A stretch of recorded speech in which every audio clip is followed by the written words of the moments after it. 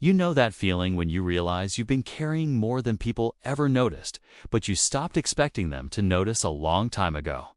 Not because you don't feel deeply, but because explaining it never seemed to change much. So you learned to keep going, to adapt, to handle things quietly. There's a certain kind of person who learned early on that being steady mattered more than being expressive.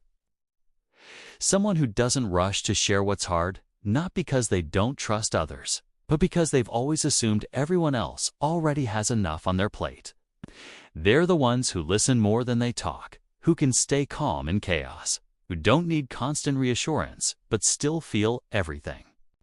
And from the outside, this way of being often gets misread.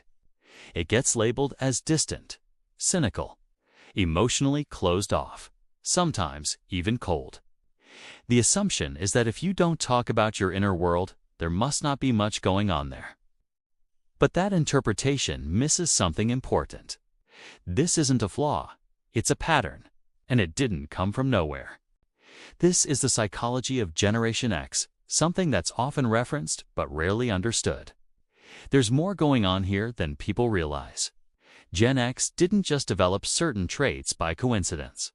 Those traits were shaped slowly and consistently by the environment they grew up in and the nervous systems they had to build to survive it. Psychology has a name for part of this: adaptive self-reliance. Research on developmental environments shows that when children grow up in contexts where support is inconsistent or where emotional needs aren't openly discussed, they don't necessarily collapse. More often, they internalize responsibility. Their brains learn to reduce outward dependency and increase internal regulation. Neuroscience tells us that the nervous system adapts to what it repeatedly encounters. For many Gen Xers, that meant learning how to stay regulated without external reassurance. When stress showed up, there wasn't always an adult available to help process it.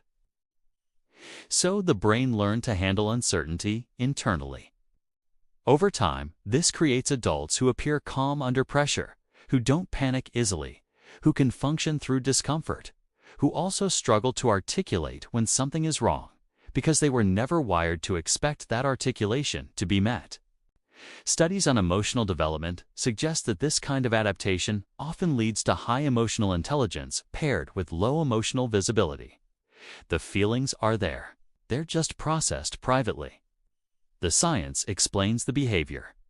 But what really matters is how it feels in real life: capable, steady, and quietly exhausted. To understand this fully, you have to look at the world Gen X grew up in. Many were raised during economic uncertainty, rising divorce rates, and a cultural shift where independence was praised early. The phrase "figure it out" wasn't just advice, it was an expectation. Being resilient wasn't optional. It was normal. From a nervous system perspective, this creates a specific adaptation. When a child learns that they're often on their own emotionally, the brain prioritizes self-soothing and emotional containment. This isn't a preference. It's a survival strategy.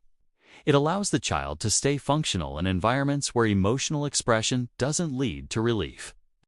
Over time, that survival strategy becomes a personality trait.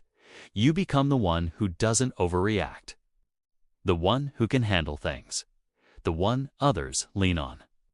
And while that brings a sense of competence, it also creates a quiet pattern. You rarely ask for help, even when you need it. Not because you don't want connection, but because needing it feels unfamiliar. It's important to say this clearly. This way of being is not better or worse than any other. It's not more evolved. It's not emotionally superior. And it's not broken. Different generations, different environments, and different nervous systems create different strengths. No side is right. No side is wrong. What often gets missed is the trade-off. The same internal steadiness that allows Gen X to stay grounded during crisis can make everyday emotional sharing feel unnecessary or even awkward. You might feel things deeply, but translating them into words feels inefficient or risky or simply unnatural. Here's the paradox. Gen X often has a strong emotional compass, but a low tolerance for emotional spectacle. They value authenticity, but not performance. They can sit with discomfort, but don't always know how to invite others into it. This creates a quiet loneliness. Not dramatic, not obvious, but present. Another layer that's rarely discussed is the hidden strength inside this pattern. Because Gen X learned to self-regulate early, many developed a deep sense of internal authority. They trust their own judgment.